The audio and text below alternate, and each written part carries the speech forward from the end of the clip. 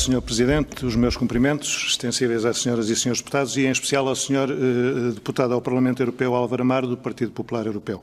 Agradeço desde já as informações que nos facultou nas suas duas intervenções e, da minha parte, queria manter-me, digamos, nesta linha e fazer referência a 3 temas, todos eles com o traço comum do desenvolvimento das zonas rurais europeias. O primeiro diz respeito ao Plano de Recuperação e Resiliência, que o Governo concluiu recentemente e apresentará à Comissão muito em breve, e para dizer que a quase totalidade dos autarcas do interior do país têm manifestado alguma revolta, e o PSD acompanha-os nesse sentimento, pela total ausência de atenção nesse plano ao tal problema estrutural do nosso país, o das assimetrias entre o litoral e o interior.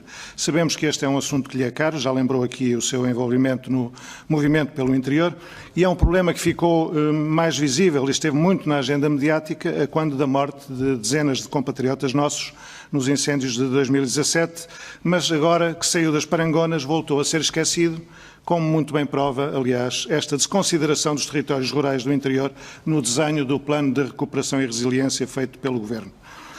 O Governo tem justificado este esquecimento do interior no PRR com questões de âmbito regulamentar, diz que as regras do Next Generation não permitem atacar este problema estrutural do país, que é, porventura, como sabemos, o problema que mais afeta a resiliência do nosso país na resposta a futuras crises globais, por exemplo, ao nível da alimentação, que serão cada vez mais frequentes, como sabemos. Ora, o que acontece, em contradição com isto, é que outros Estados-membros que padecem deste problema estrutural de esvaziamento do mundo rural aproveitam este instrumento para esse combate e, nos respectivos planos de recuperação e resiliência, apostam fortemente nesta área.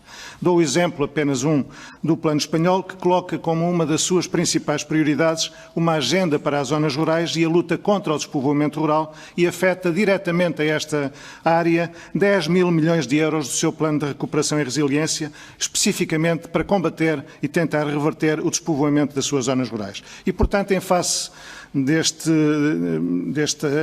desta situação, a questão que lhe coloco é se confirma este impedimento do Next Generation de apoiar o interior do país ou se estamos perante apenas uma desculpa de mau pagador e que aproveitasse também para nos dar a sua perspectiva acerca da ligação que este plano de recuperação e resiliência com o desenvolvimento das zonas rurais deveria ter ou não. Um segundo aspecto que também já aqui foi aflorado e gostava que aprofundasse tem a ver com o Pacto Ecológico Europeu, o Green Deal. Os objetivos a atingir, como sabemos e como já aqui dissemos, merecem a total concordância de todos, sobre isso não há discussão, mas as consequências da concretização para as zonas rurais europeias tanto podem ser muito positivas como podem ser muito negativas. Depende da forma como é implementado este pacto.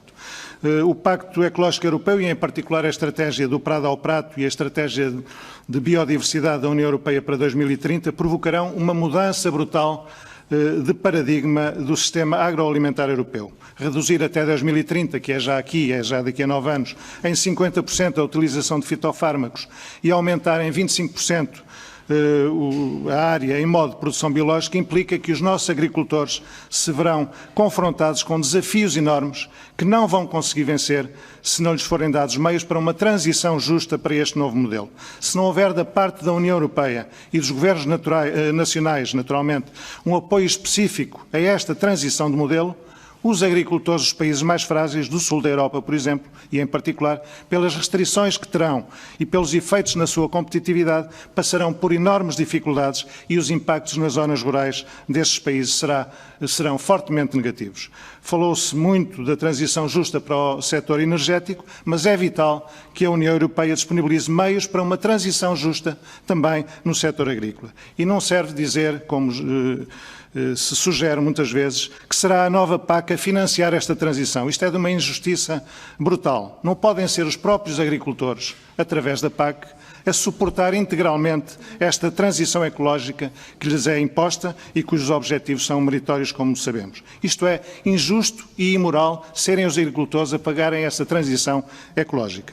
Pedia, pois, que nos desse a sua opinião e aprofundasse aquilo que tem a dizer-nos sobre esta temática. Um último tópico prende-se precisamente com a reforma em curso da PAC, da Política Agrícola Comum. Já se abordaram alguns aspectos, eu vou cingir-me apenas a um que não foi ainda aflorado. Não cabe, no âmbito desta Comissão, naturalmente, entrar aqui em pormenores muito específicos sobre a negociação em curso. Falo apenas de um aspecto que não foi ainda citado, que é a possibilidade que foi aberta pela Comissão Europeia de transferências de verbas entre os dois pilares da PAC. Pedia-lhe que comentasse esta opção já assente na negociação da PAC. O PSD é totalmente contra as transferências do segundo pilar para o primeiro pilar. O Governo, ao contrário, optou por fazer essa transferência, está já assumido, e num país como o nosso, que carece, como de pão para a boca, de investimento para a modernização, para o aumento da competitividade da nossa agricultura, o Governo decide desviar recursos do pilar da PAC destinado ao investimento na agricultura para o primeiro pilar. Isto é um ataque ao desenvolvimento da nossa agricultura e não é aceitável e, por isso, peço o seu comentário a este aspecto particular e fico por aqui. Muito obrigado, Sr. Presidente.